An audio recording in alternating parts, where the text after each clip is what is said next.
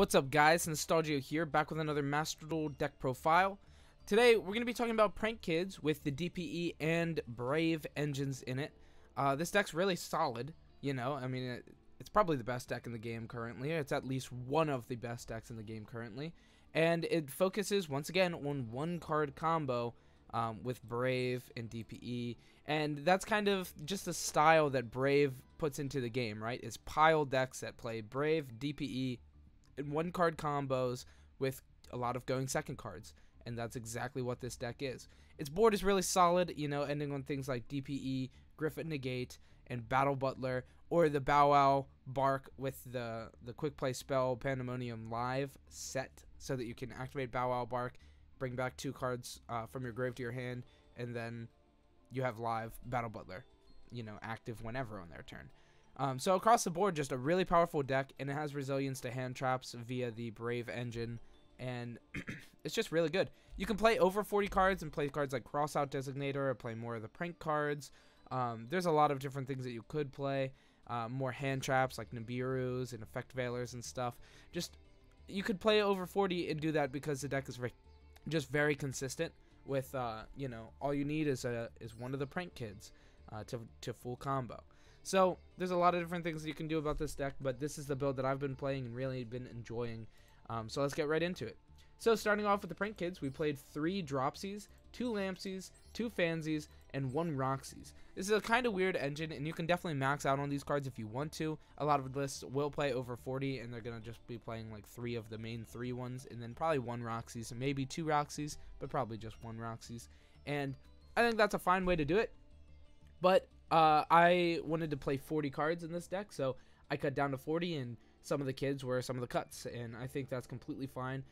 If you count it out with the place, you have 3, 6, 8, 10, 11 copies of Prank Kids in a 40 card deck. So you're very, very likely to have one in your opening hand. You can also play a copy of Terraforming if you just want to play more, you know, of the field spell. So a lot of different ways to play that ratio, and this is the ratio that I went with, and it's been good. I have not opened a single hand without the kids, and if you do, you probably have DPE and Brave, so you are still going to end on multiple interruptions, and you likely have hand traps. So I think it's probably fine. Next, we have the other engines, the Brave engine. We have 2 copies of Water Enchantress, 2 copies of Rite of Arumaseer, 1 Dracoback, 1 Fateful Adventure, and 1 Griffin Rider. Now, we are also playing 1 copy of Foolish Burial, and in this build, the only thing Foolish Burial really can do is send the Water Enchantress, so essentially it's a 3rd copy of Water Enchantress. So that's for the Brave engine, and then for the DPE engine, we have 1 Celestial, 1 Dasher, and 2 Fusion Destiny. Nothing really surprising there. All these cards are incredibly strong. Well, okay, maybe these cards aren't incredibly strong, but they're the bricks that are necessary to play this incredibly strong card. So that is the actual like substance of the deck. Other than that, we have going second cards, 2 Called by the Graves as well, just to help, you know, turn 1 go a little bit smoother. With the Brave engine, if you activate Rite of Arumaseer, they're going to activate the Maxian Chain, and you won't have the Griffin Rider negate available yet, so you do have to play the Called Bys and the Ash Blossoms for that. But, you know, that's pretty standard to the format now. I'm also playing 1 copy of Harpy Feathers Duster because I just think this card's like a Saki one-of in a deck that consistently, you know, thins itself through a lot. If you go first and play against a back row deck, you're very just likely to see this card. You know, I mean, not actually, not more likely than most decks, but the prank combo itself goes through every copy of these cards, one copy of each of these cards, and then also you go through like this and some of these, and you send these. So, you know, your deck is like 20, it's under 30 cards after the first turn. So, yeah, you might draw it. It's a Saki one-of, but it's really powerful. And then for the hand traps / going second cards, we have 3 Maxi, 3 Ash Blossom, 3 Droplet, and 3 Imperm. And that's the main deck. I just think that's the best 4 3-of cards that I could play. You could play Effect Veiler if you want, but I think Imperm is better. You know, if it's your 6th card when you draw for turn, it's better. You can use it. You know, if your opponent has a Griffin on the field, you can go ahead and pop that infinite impermanence in your main phase, and there you go. You baited out the Griffin Rider. So just across the board, I think those 6 cards, or 6, those 4 hand traps, just playing them those 4 going second cards, just playing each one at 3 is just optimal in this build. So I think this build is really just, you know, very, very good. And we're playing only 1 of the brick cards, 1 Prank Kids Pranks and 1 Pandemonium. Because if you draw them, well, you already get them for free in the combo anyway. So, you know, you don't really want to draw them. Anyway, that's the main deck, 40 cards. I like it. Like I said, you can play over, and there's a mess of cards that you could play. But this is what I went with. Next for the extra deck, we are starting it off. Oh, also Instant Fusion is a card that I would like to play, but it's an ultra rare and I don't have one on this account. So whatever, I'm not playing it. But it's a really gas extender. Anyway, into the extra deck, we have 1 Prank Kids Rocket Ride and 1 Weather Washer. You don't really need more than 1 of each of these cards, I think.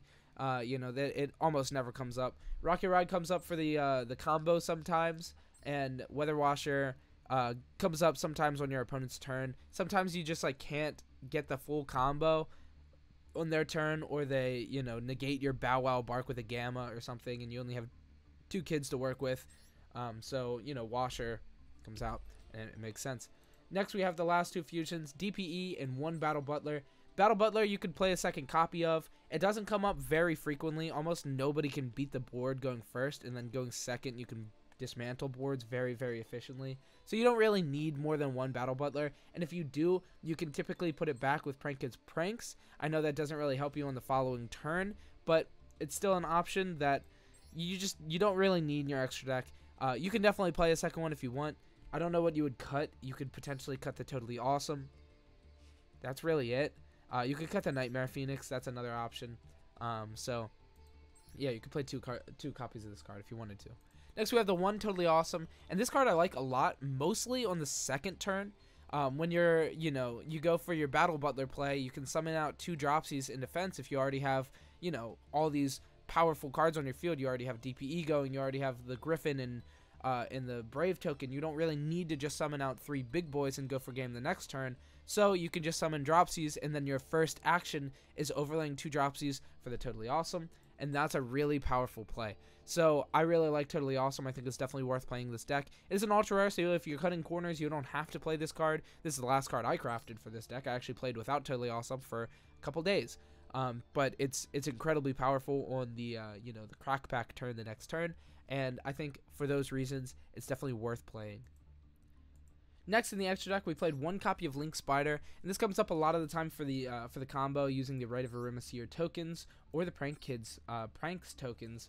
Either way, this card just helps you make DPE, as Verte here, Verte Anaconda, does require 2 effect monsters. So if you want to use a token, you got to turn in the Link Spider first. So we need the Link Spider. And if this card was at 2, I'd probably play 2 Anaconda and 2 Link Spider. But since this card's at 1, I don't really see the purpose in playing 2 Link Spider. Some people do play 2 Link Spider. I just don't think it's really necessary. Next, we have 2 Meow Meow Moo. I think this card is definitely playable at 3 in the deck, but it doesn't come up nearly enough to justify the extra deck slot. So we're just playing 2, and I think 2 is fine. Next, we have 1 Nightmare Phoenix. This card is okay, right? You know, it doesn't come up very frequently, but sometimes you just have to pop like a not a Skill Drain, because that wouldn't work, but a Floodgate style card, and this card is just one of your main options. It's accessible in the extra deck, it's just solid. Next, we played 2 Doodle-Doo. This card is fine at 2. You don't need 3. You might play 3 when this card goes to 1, but at this point in time, this card at 2, perfectly fine.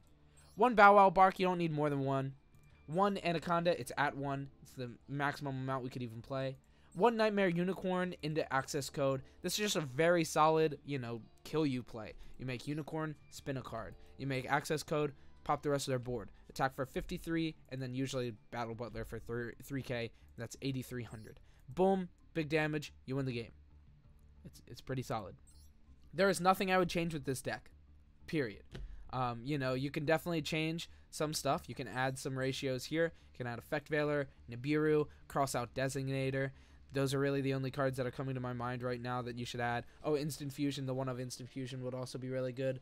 You could play Monster Reborn if you're looking for some, you know, extenders that are budget, because you get a practically free Monster Reborn on every account. So you could play Monster Reborn, because if they ask your normal summon, you go normal summon a kid, and then link it off into the Meow Meow Moo, and then you and then you just, you know, get ashed, you can't special summon another thing, you would stop there. But if you have Monster Reborn, it's simple. You just special summon the guy back, and then you go into Doodle. And then if you have another kid, you're still playing full combo, which is pretty cool. Then there's also this World Legacy card. I forget what it's called.